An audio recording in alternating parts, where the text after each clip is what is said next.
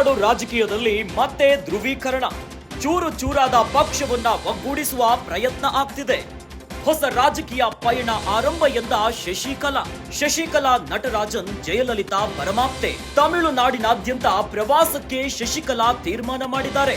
ಪನ್ನೀರ್ ಸೆಲ್ವಂ ಮತ್ತು ಎಡಪಾಡಿ ಪಳನಿಸ್ವಾಮಿ ಮಧ್ಯೆ ಕಲಹ, ಇಬ್ಬರ ಜಗಳದಿಂದ ಇಬ್ಬಾಗ ಆಗಿರೋ ಎಐಎಡಿಎಂಕೆ ಎರಡು ಬಣಗಳನ್ನ ಒಟ್ಟುಗೂಡಿಸಲು ಮುಂದಾದ ಶಶಿಕಲಾ.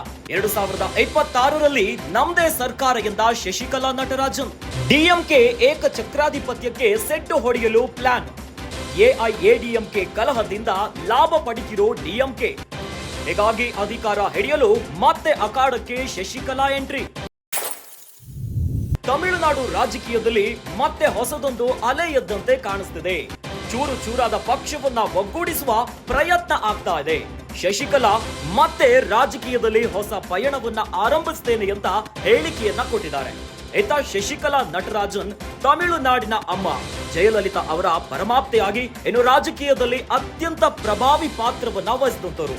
ಆದ್ರೆ ಈಗ ತಮಿಳುನಾಡಿನಾದ್ಯಂತ ಪ್ರವಾಸಕ್ಕೆ ಶಶಿಕಲಾ ತೀರ್ಮಾನ ಮಾಡಿದ್ದಾರೆ.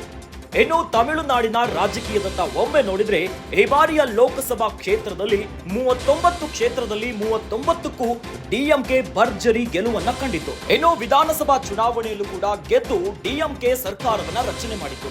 ಆದ್ರೆ ಎಐಎಡಿಎಂಕೆ ಅಲ್ಲಿರುವ ಒಳ ವೈಮನಸ್ಸಿನಿಂದ ಪಕ್ಷ ಚೂರು ಚೂರಾಗುವ ಎಲ್ಲ ಲಕ್ಷಣಗಳು ಕಾಣುತ್ತಿದ್ದಂತೆ ಇದೀಗ ಮತ್ತೆ ರಾಜಕೀಯಕ್ಕೆ ಎಂಟ್ರಿ ಕೊಟ್ಟಿದ್ದಾರೆ ಶಶಿಕಲಾ. ಮತ್ತೆ ಪಕ್ಷವನ್ನ ಒಗ್ಗೂಡಿಸಬೇಕು, ಸಂಘಟನಾ ಶಕ್ತಿಯನ್ನ ಇನ್ನಷ್ಟು ಬಿಗಿಗೊಳಿಸಬೇಕು ಅಂತ ಶಶಿಕಲಾ ಈಗ ಹೊಸ ಮಾಸ್ಟರ್ ಪ್ಲಾನ್ ಒಂದನ್ನ ಮಾಡ್ಕೊಂತಿದ್ದಾರೆ. ಎಐಎಡಿಎಂಕೆ ಕಲಹದಿಂದ ಲಾಭ ಪಡೆದಿರೋ ಡಿಎಂಕೆ, ಹೀಗಾಗಿ ಮತ್ತೆ ಪಕ್ಷವನ್ನ ಗಟ್ಟಿ ಮಾಡಬೇಕು, ಮತ್ತೆ 2026ರಲ್ಲಿ ನಮ್ಮದೇ ಸರ್ಕಾರ ಬರಲಿದೆ ಅಂತ ಶಶಿಕಲಾ ಹೇಳಿಕೆಯನ್ನ ಕೊಟ್ಟಿದ್ದಾರೆ. ಹೀಗಾಗಿ ಅಧಿಕಾರ ಹಿಡಿಯಲು ಮತ್ತೆ ಶಶಿಕಲಾ ಅಖಾಡಕ್ಕೆ ಇಳಿದಿದ್ದಾರೆ. ಪನ್ನೀರ್ ಸೆಲ್ವಂ ಮತ್ತು ಎಡಪಾಡಿ ಪಳನಿಸ್ವಾಮಿ ಮಧ್ಯೆ ಇರೋ ಕಲಹದಿಂದ ಪಕ್ಷ ಇಬ್ಬಾಗ ಆಗ್ತಿದೆ. ಹೀಗಾಗಿ ಡಿಎಂಕೆ ಇದೇ ಲಾಭವನ್ನ ಪಡೀತಿದೆ ಅಂತ ಶಶಿಕಲಾ ಈಗ ಮತ್ತೆ ಮಾಸ್ಟರ್ ಪ್ಲಾನ್ ಒಂದಿಗೆ ಎಂಟ್ರಿ ಕೊಟ್ಟಿದ್ದಾರೆ.